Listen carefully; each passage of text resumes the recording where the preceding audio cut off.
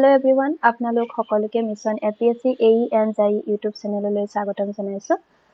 আপোনালোক সকলোৰে কাৰণে আমি এটা হিষ্ট্ৰী সিৰিজ লৈ আহিছো। এই হিষ্ট্ৰী সিৰিজটোত আমি আসাম হিষ্ট্ৰীৰ লগতে আমাৰ নৰ্থ ইষ্ট ইণ্ডিয়াৰ আটাইকেইখন ৰাজ্যৰ বিষয়ে আমি ডিসকাস কৰিবলৈ চেষ্টা কৰিম আৰু আশা ৰাখিছো আপোনালোকে এই সিৰিজটোৰ জৰিয়তে যথেষ্টখিনি উপকৃত হ'ব। সো আজি আমি overview of the history of আসামত আসাম আৰু তাৰ নামৰ উৎপত্তিৰ বিষয়ে আমি আলোচনা কৰিম। সো ইয়াত আপোনালোকে দেখিছে এইখন আমাৰ আসামৰ মেপ। তো আসামৰ মেপত আমি দেখিছো যে আমাৰ অসমখনক সাঙুৰি ৭খন ৰাজ্যই তাৰ লগতে কি কৰিছে সীমাৰ ভাগ বতৰা কৰি আছে। তো ইয়াৰে নৰ্থত আছে আমাৰ অৰুণাচল প্ৰদেশ আৰু ইষ্টত অৰুণাচল প্ৰদেশ আৰু নাগালেণ্ড আছে আৰু সাউথত আমাৰ মণিপুৰ মিজোৰাম আৰু ত্ৰিপুৰা আছে আৰু ৱেষ্টত আছে মেঘালয় আৰু পশ্চিম বংগ ৱেষ্ট বেংগল আছে আৰু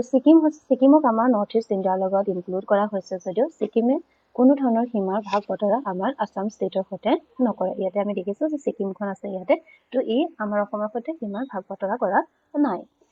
তো কেতিয়াবা এক্সামত কুৱেশ্যন আহে যে আমাৰ নৰ্থ ইষ্ট ইণ্ডিয়াৰ কোনখন ষ্টেটে অসমৰ লগত সীমাৰ ভাগ বতৰা কৰা নাই, তেতিয়া অপশ্যনটো হ'ব ছিকিম। তো ইয়াত আমি এতিয়া আসাম নামটোৰ উৎপত্তিৰ সম্পৰ্কে আমি ডিসকাস কৰিম। আসামৰ আমি জানো যে দুটা নাম আছে, এটা হৈছে প্ৰাগজ্যোতিষপুৰ আৰু এটা হৈছে কামৰূপ। তো এই প্ৰাগজ্যোতিষপুৰ আৰু কামৰূপ এই নাম দুটা এনচিয়েন্ট সংস্কৃত যিখিনি লিটাৰেচাৰ আছে তাত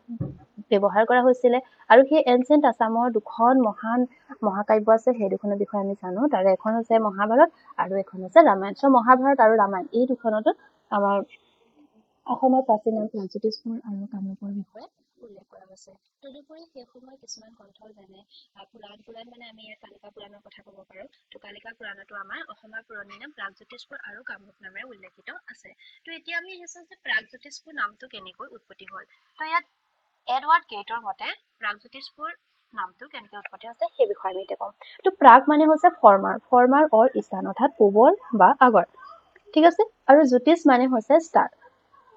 তো এতিয়া প্ৰাগজ্যোতিষপুৰ মানে হ'ল ষ্টাৰৰ বিষয়ে অধ্যয়ন কৰা পূবৰ এখন চহৰ, অৰ্থাৎ চিটি অফ ইষ্টাৰ্ণ এষ্ট্ৰলজি। এই কুৱেশ্যনটো এক্সামত প্ৰায় আহি থাকে, চিটি অফ ইষ্টাৰ্ণ এষ্ট্ৰলজি বুলি কাক কোৱা হয়, চিটি অফ ইষ্টাৰ্ণ এষ্ট্ৰলজি বুলি প্ৰাগজ্যোতিষপুৰক কোৱা হয়। সেইকাৰণে কোৱা হয় কাৰণ প্ৰাগজ্যোতিষপুৰতে সেইটো সময়ত ষ্টাৰৰ বিষয়ে অধ্যয়ন কৰা হৈছিল আৰু এই ইষ্টাৰ্ণ পাৰ্টত অৱস্থিত, সেইটো কাৰণে তাক চিটি অফ ইষ্টাৰ্ণ এষ্ট্ৰলজি বুলি কোৱা হয়। তো এইটো হৈছে প্ৰাগজ্যোতিষপুৰ নামৰ উৎপত্তি। এতিয়া আমি চাওঁ আহক কামৰূপ নামৰ উৎপত্তিৰ সম্পৰ্কে। তো কামৰূপ নামটোৰ কেনেকৈ উৎপত্তি হ'ল সেইটোৰ বিষয়ে এটা মাইথলজিকেল ষ্টৰী আছে। তো আপোনালোক সকলোৱে জানে যে সতী হৈছে দক্ষৰ জীয়েক। তো দক্ষই এবাৰ এখন যজ্ঞ পাতিছিলে, সেই যজ্ঞত তেওঁক আৰু শিৱক নিমন্ত্ৰণ কৰা হোৱা নাছিলে, কিন্তু সতীয়ে নিমন্ত্ৰণ নকৰা স্বত্তেও তেওঁ হাজবেণ্ড শিৱৰ সৈতে সেই যজ্ঞখনলৈ গৈছিলে আৰু তেওঁ সতীৰ দেউতাক দক্ষই শিৱক যি ডিছৰেস্পেক্ট কৰিলে সেই যজ্ঞখনত, সেইটো সহিব নোৱাৰি সতীয়ে সেই যজ্ঞতে প্ৰাণ আহুতি দিলে আৰু শিৱই সতীৰ সেই মৃতদেহটো লৈ পেলাই গোটেই পৃথিৱীখনৰ চাৰিওফালে মানে ঘূৰি ফুৰিবলৈ ধৰিলে। তো তেতিয়াতো বিষ্ণুৱে দেখিলে যদি শিৱই এনেকে সতীৰ মৃতদেহটো লৈ পেলাই ঘূৰি ফুৰে তেতিয়াতো সৰ্বনাশ হ'ব। তো সেইটো কাৰণে বিষ্ণুৱে কি কৰিলে, সতীৰ যিটো মৃতদেহ আছিলে সেই মৃতদেহটো তেওঁ সুদৰ্শন চক্ৰৰ সহায়তে পাৰ্ট কৰি কাটি পেলালে। তো এতিয়া সেই সতীৰ মৃতদেহটো কেইটা ভাগত বিভক্ত কৰা হৈছিলে। তো বিষ্ণুৱে সতীৰ সেই মৃতদেহটো 51টা 51টা পাৰ্টছত কি কৰিছিলে, কাটি টুকুৰা কৰিছিলে। তো সেই 51টা পাৰ্টছৰ ভিতৰতে আমাৰ এটা পাৰ্ট আহি পৰিলেহি গুৱাহাটী। তো গুৱাহাটীৰ ক'ত, গুৱাহাটীৰ নীলাচল শিলত, আৰু তাতে সতীৰ ভেজাইনা পাৰ্টটো পৰিছিলে আৰু সেই তেতিয়াৰ পৰা তাতে কি হ'ল কামাখ্যা যিটো টেম্পল আছে বা গডৰ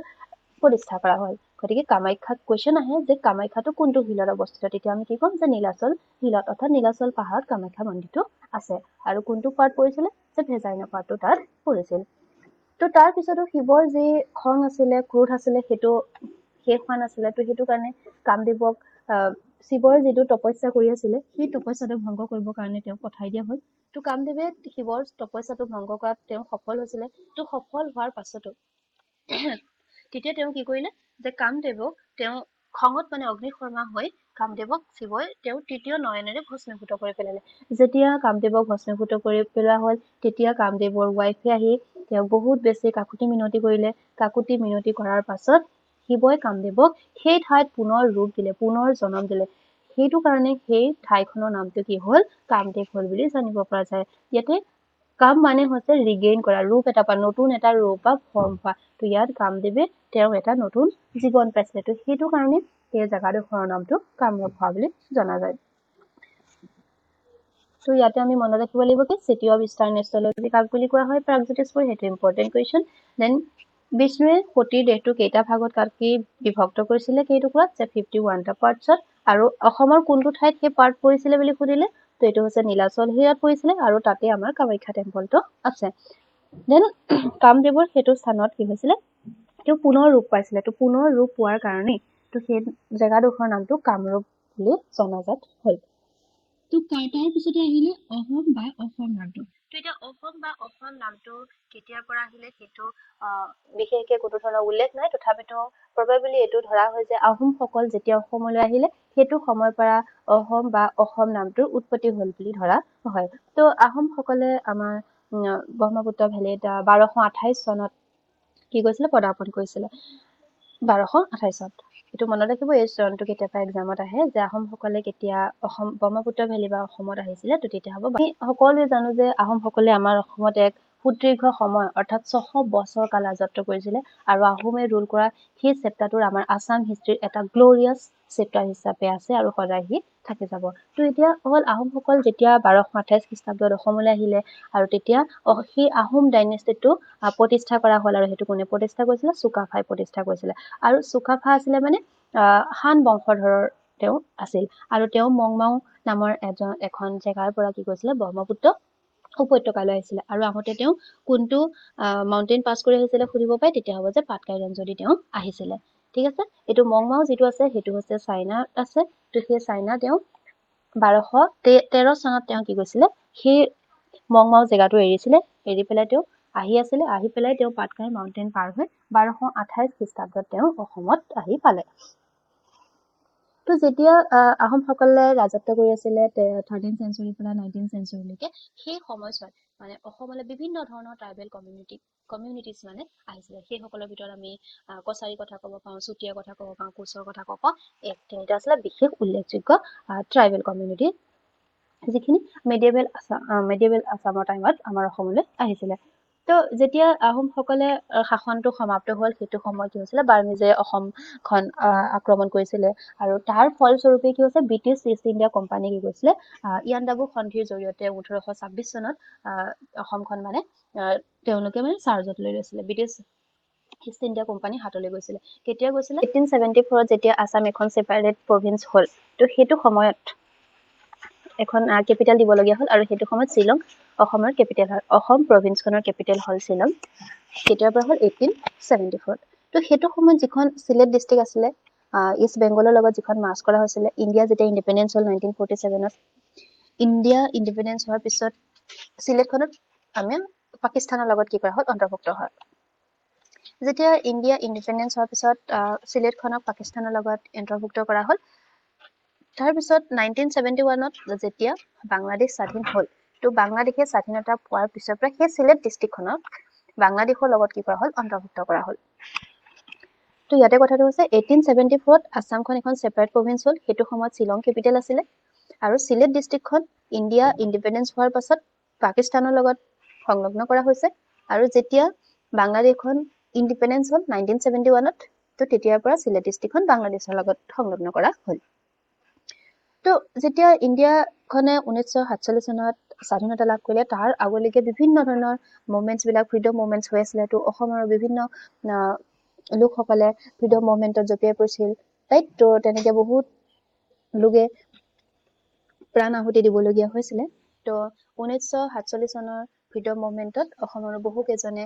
প্ৰাণ আহুতি দিলে সেই বিষয়ে আমি পিছৰ ভিডিঅ'সমূহত আমি ডিটেইলছত আলোচনা কৰিম তো যেতিয়া 1947 চনত ভাৰত স্বাধীন হ'ল তাৰপিছত 1950 কিমান চনত চনটো মনত ৰাখিব 1950 তো 1950ত আছাম এখন কি হ'ল কনষ্টিটুৱেণ্ট ষ্টেট অফ ইণ্ডিয়া হ'ল তো আছাম এখন কনষ্টিটুৱেণ্ট ষ্টেট অফ ইণ্ডিয়া কেতিয়া হ'ল 1950 কিন্তু অসম এখন ছেপাৰেট প্ৰভিন্স কেতিয়া হ'ল with Shillong as it's capital 1874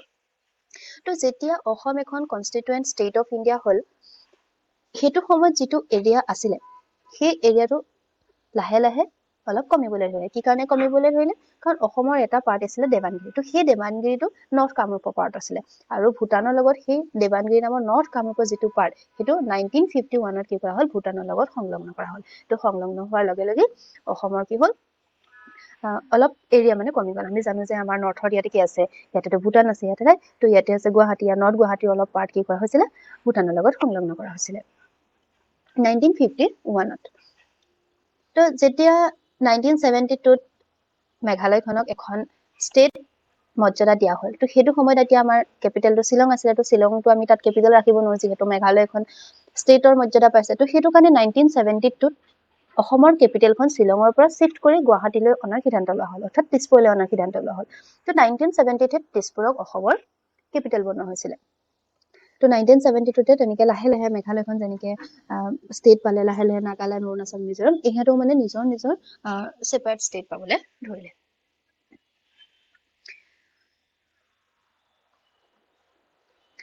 তো অসমৰ যিটো এনচিয়েন্ট এৰা সেইটো আমি সকলোৱে জানো কি হয় 4th চেঞ্চুৰীত মানে ষ্টাৰ্ট হৈছিল আৰু সেই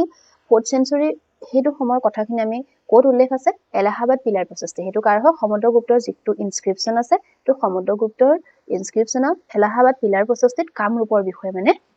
আমি বিভিন্নখিনি তথ্য পাওঁ ওকে তাৰপিছতে যেতিয়া মেডিয়েভেল এৰাটো কেতিয়া ষ্টাৰ্ট হ'ল যেতিয়া কি হৈছিলে বেংগল যিখিনি চুলতানেট আছিলে সিহঁতে আমাৰ অসমখন আক্ৰমণ কৰিছিলে কেতিয়া আক্ৰমণ কৰিছিলে 1206 কাৰ নেতৃত্বত কৈছিলে যে বখতিয়াৰ খিলজীৰ নেতৃত্বত আক্ৰমণ কৰিছিলে এইটো আহে কেতিয়াবা যে বখতিয়াৰ খিলজীয়ে কেতিয়া অসম আক্ৰমণ কৰিছিলে 1206ত বখতিয়াৰ খিলজীয়ে আক্ৰমণ কৰিছিলে অসম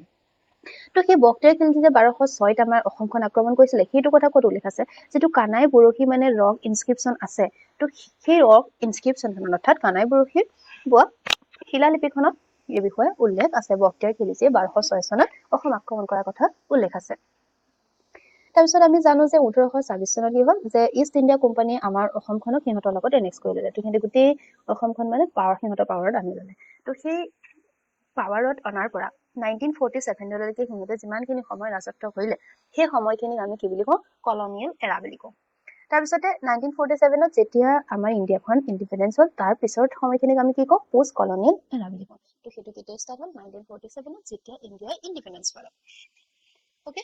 তো এতিয়া আহিলে আমাৰ 1950ত যেহেতু অসমখনে এটা কনষ্টিটুৱেন্ট ষ্টেট অফ ইণ্ডিয়া হ'ল তো অসমখন এখন ৰাজ্য বনিলে তো তেতিয়া কি হ'ব তাত চিফ মিনিষ্টাৰ থাকিব লাগিব গভৰ্ণৰ থাকিব লাগিব ৰাইট তো এখন প্ৰপাৰ ষ্টেট হ'ব লাগিব তো সেইটো সময়ত যেতিয়া অসমখন ইণ্ডিপেণ্ডেন্ট হ'ল সেইটো সময়ত ফাৰ্ষ্ট গভৰ্ণৰ অফ আছাম কোন আছিলে ছাৰ মহাম্মদ চালেহ আগৰ হাইদাৰী তেখেত কি আছিলে ফাৰ্ষ্ট ইণ্ডিপেণ্ডেন্ট আছিলে গভৰ্ণৰ আছিলে আৰু সেইটো সময়ত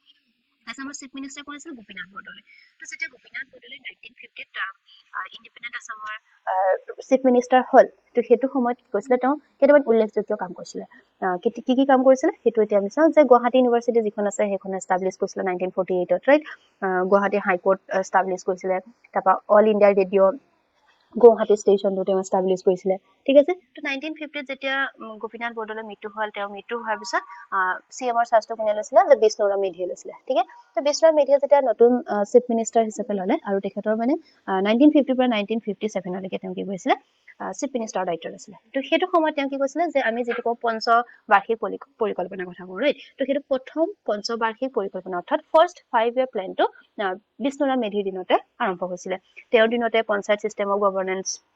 ষ্টাৰ্ট হৈছিলে এগ্ৰিকালচাৰ ছেক্টৰটো তেওঁ কি আছে বহুখিনি ইম্পৰ্টেঞ্চ দিছিলে তো বিষ্ণুৰাম মেধিৰ পিছত তৃতীয় অসমৰ মুখ্যমন্ত্ৰী হ'ল বিমলা প্ৰসাদ চলিহা আছিলে থাৰ্ড আছামৰ চিএম ইণ্ডিপেণ্ডেন্ট আছামৰ চিএম তো বিমলা প্ৰসাদ দিনত কি হৈছিলে চাওক তেওঁ 1957 পৰা 1970 লৈকে তেওঁ দায়িত্বত আছিলে তো তেওঁ যেতিয়া দায়িত্বত আছিলে সেইটো সময়ত শৰাইঘাট ব্ৰিজখন কনষ্ট্ৰাক্ট কৰা হৈছিলে ব্ৰহ্মপুত্ৰ ৰিভাৰৰ ওপৰত প্ৰথমখন দলঙত নহয়নে বাৰু তো এইটো কি হৈছে 1962 আৰু সেইটো সময়ত চীন ভাৰতৰ যুদ্ধ চলি আছিলে ৰাইট তো সেইটো সময়ত কি আছিলে শৰাইঘাট দলংখনে কনষ্ট্ৰাকশ্যন হৈ আছিলে তাৰপিছতে আৰু এটা অইল ৰিফাইনাৰী এষ্টাব্লিছ কৰিছিলে কোনটো অইল ৰিফাইনাৰী এইটো হৈছে নুনমাটি গুৱাহাটী ৰয়েল ৰিফাইনাৰী কেতিয়া 1962 চনতে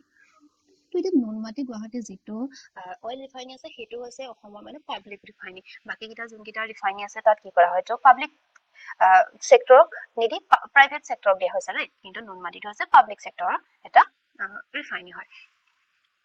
তো 1959 পৰা 1960 এই সময়ছোৱা অসমৰ কাৰণে যিটো লেংগুৱেজ ৰিভল্ট আছিলে তো সেইটো এইটো সময়ত হৈছিলে ফেমাছ লেংগুৱেজ ৰিভল্ট কেতিয়া হৈছিলে সেইটো 1959 1960 এই সময়ছোৱাত যথেষ্টখিনি লেংগুৱেজটোক লৈ পেলাই অসমীয়া আমাৰ অফিচিয়েল লেংগুৱেজ কৰিব লাগে হয় নহয় সেই সম্পৰ্কত ৰিভল্ট হৈছিলে তো তাৰ ৰিজাল্ট হিচাপে কি হৈছিলে আছামিছক অসমৰ অফিচিয়েল লেংগুৱেজ কৰা হৈছিলে কেতিয়া 1960 কৰা হৈছিলে সেইটো মনত ৰাখিব 1960 আছামিছটো official language of the state হ'ল তো সেইটো সময়ত তাৰ আগত কি আছিলে তাৰ আগতো বেংগালী আছিলে ৰাইট তো যেতিয়া অসমী আমাৰ আছাম ষ্টেটৰ অফিচিয়েল লেংগুৱেজ পালে তো সেইটো সময়তে 1960 কি হ'ল বৰাক ভেলী তো বৰাক ভেলীৰ কি হ'ল বেংগালী ভাষাটোক মানে তাৰ অফিচিয়েল ষ্টেটাছ দি দিয়া হৈছে ঠিক আছে তাৰপিছত আহিলে মহেন্দ্ৰ মোহন চৌধুৰী তো মহেন্দ্ৰ মোহন চৌধুৰীয়ে 1970 তাৰপিছত বিমলা প্ৰসাদ চলিহাৰ পিছত তেওঁ চিএমৰ দায়িত্বত আহিলে ৰাইট তো সেই তেওঁৰ সময়ত কি হৈছিলে যে বঙাইগাঁও যিটো পেট্ৰকেমিকেল আছে ৰাইট পেট্ৰকেমিকেলছটো তেওঁৰ দিনতে ফাউণ্ডেশ্যনটো বনোৱা হৈছিলে আৰু চকীখোপাত কি আছে পেপাৰ মিল আছে কাগজৰ উদ্যোগ আছে ৰাইট সেইটো তেওঁৰ দিনত বনোৱা হৈছিলে কাৰ দিনত মহেন্দ্ৰ মোহন চৌধাৰীৰ দিনত আৰু যিটো মৰাপাটৰ উদ্যোগ আছে ক'ত আছে শিলঘাটত আছে শিলঘাট ক'ত পায় নগাঁও ৰাইট তো নগাঁও তেওঁৰ দিনতে এই তিনিটা বিশেষ কাম হাতত লোৱা হৈছিলে কি এটা হৈছে পেট্ৰকেমিকেলছ বঙাইগাঁও আৰু পেপাৰ মিল অৰ্থাৎ কাগজৰ উদ্যোগটো চকীখোপা আৰু মৰাপাটৰ যিটো উদ্যোগ সেইটো শিলঘাট নগাঁৱত তো 1972 চনত কি হৈছিলে যেতিয়া শৰৎচন্দ্ৰ সিংহ তেওঁ চিএম হৈছিলে তো সেইটো সময়ত তেওঁ দিনত কি হৈছিলে যে শ্বিলঙৰ পৰা আমাৰ দিছপুৰলৈ কি কৰা হৈছিলে কেপিটেলটো শিফ্ট কৰা হৈছিলে এইটো 1973 হ'ব এইটো শুদ্ধ কৰি ল'ব 1973 কি কৰা হ'ল যে দিছপুৰলৈ কেপিটেলটো শিফ্ট কৰা হ'ল বাট 1972 কথাখিনি ডিছকাছ কৰা হৈছিলে ডিচিশ্যনটো লোৱা হৈছিলে যে শ্বিলঙৰ পৰা দিছপুৰলৈ কেপিটেলটো শিফ্ট হ'ব লাগে বাট 73 কেপিটেলটো ফাইনেলি শিফ্ট কৰা হৈছিলে কিন্তু 1979 পাছত পৰা মানে 1979 পৰাই 1985 লৈকে এই সময়ছোৱাত অসমত কি হৈছিলে ইলিগেল যিখিনি ইমিগ্ৰেণ্টছ আছে তো অবৈধ যিটো আমি জনপ্ৰৱেশকাৰী বুলি কওঁ সেইটোৰ ওপৰত মানে এটা ডাঙৰ মুভমেণ্ট আছিলে এইটো মনত ৰাখিব তো সেই মুভমেণ্টটো যিটো 6 বছৰ 1979 পৰা 1985 লৈকে 6 বছৰ যিটো আছাম মুভমেণ্ট হৈছিলে যে ইলিগেল ইমিগ্ৰেণ্টছৰ কাৰণে সেইটো কোনে লিড কৰিছিলে যে আছু যে যিটো অসম ছাত্ৰ সংগঠন অল আছাম ষ্টুডেণ্ট ইউনিয়ন আছু আৰু অল আছাম গণ সংগ্ৰাম পৰিষদে ঠিক আছে এই দুটা মনত ৰাখিব যে আছাম মুভমেণ্টক কোনে লিড কৰিছিলে যে আছু অল আছাম ষ্টুডেণ্ট ইউনিয়ন আৰু অল আছাম গণ সংগ্ৰাম পৰিষদে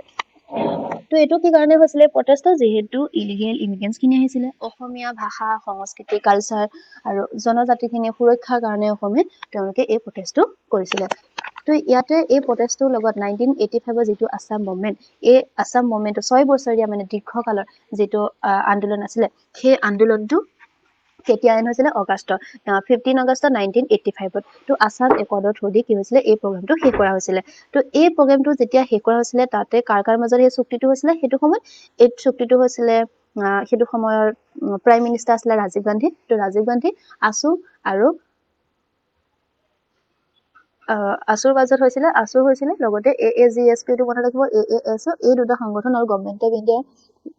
লগত আছাম একৰ্ডটো শেষ হৈছিলে কেতিয়া হৈছিলে আছাম একৰ্ডটো 15 আগষ্ট 1985 যিটো আছাম একৰ্ড আছিলে 1985 সেই আছাম একৰ্ডটোৰ মতে তাৰ ভিত্তিতে আমাৰ যিটো এতিয়া নুমলীগড় তেলশোধন আছে অইল ৰিফাইনাৰী আছে সেইটো কি কৰা হৈছিলে স্থাপন কৰা হৈছিলে সেইটো কুৱেশ্যন আহে যে আছাম একৰ্ডৰ থ্ৰুদি কোনটো শোধনাগাৰ মানে স্থাপিত কৰা হৈছে সেই কুৱেশ্যনটো প্ৰায় আহি থাকে সেইটো মনত ৰাখিব আপোনালোকে এইটো হ'ব নুমলীগড় অইল ৰিফাইনাৰী তো যেতিয়া মানে আছাম একৰ্ডটো মানে হ'ল তাৰ আগলৈকো মানে কি হৈ আছিলে সেইটো সময়ত মানে এটা নেইলি বুলি এটা জেগা আছে সেইটো ক'ত আছে নগাঁৱত তো নগাঁৱৰ নেইলিত মানে এটা বিৰাট মানে ৰিভল্ট হৈছিলে তো সেইটো সময়তে প্ৰায় 2000 মান মানুহ এদিনতে মানে প্ৰায় মৃত্যু মুখত পৰিছিলে মানে তো এই এজিটেশ্যনটো যিটো আছাম এজিটেশ্যনৰ ফলস্বৰূপে মানে যে ইমিগ্ৰেণ্টছখিনি ইয়াৰ পৰা হটাব লাগে বাহিৰ কৰিব লাগে তো সেই ঘটনাটো এটা উল্লেখযোগ্য ঘটনা সেইটোৰ ওপৰতো কুৱেশ্যন আহে সেইটো আপোনালোকে মনত ৰাখিব এইটো নেইলি হত্যাকাণ্ড বুলি কোৱা হয় প্ৰায় 2000 জন মানুহক মানে মৃত্যু হৈছিলে মানে তাৰ ফলস্বৰূপে সেইটো ইম্পৰ্টেণ্ট হয় সো ইয়াত আছামৰ মাটিকালি দিয়া আছে এইটো বহুত বেছি ইম্পৰ্টেণ্ট হয় 78,438 স্কোৱাৰ কিলোমিটাৰ তো এতিয়া আমাৰ অসমত 35 ডিষ্ট্ৰিক্ট আছে আৰু নৰ্থ ইষ্টৰ ভিতৰত মানে আমাৰ অসমতে চবতছে বেছি জনসংখ্যা আছে আৰু এইটো পৰীক্ষা পাৰ্সপেক্টিভৰ পৰা ইম্পৰ্টেণ্ট হয় এৰিয়াটো সেইটো আপোনালোকে মনত ৰাখিবলৈ চেষ্টা কৰিব এইটো 33 আশা কৰিছো আজিৰ ক্লাছটোত আপোনালোকে উপকৃত হ'ল আৰু যদি আপোনালোক উপকৃত হোৱা বুলি ভাবিছে তেতিয়াহ'লে আপোনালোকে ভিডিঅ'টো লাইক কৰি দিব আৰু ইয়াত যদি কিবা কনফিউজন আছে তেতিয়াহ'লে আপোনালোকে কমেন্টৰ জৰিয়তে সুধিব পাৰিব বা শুধৰাবও পাৰিব তো কমেন্ট কৰিব আৰু ভাল পালে ভিডিঅ'টো লাইক কৰিব ধন্যবাদ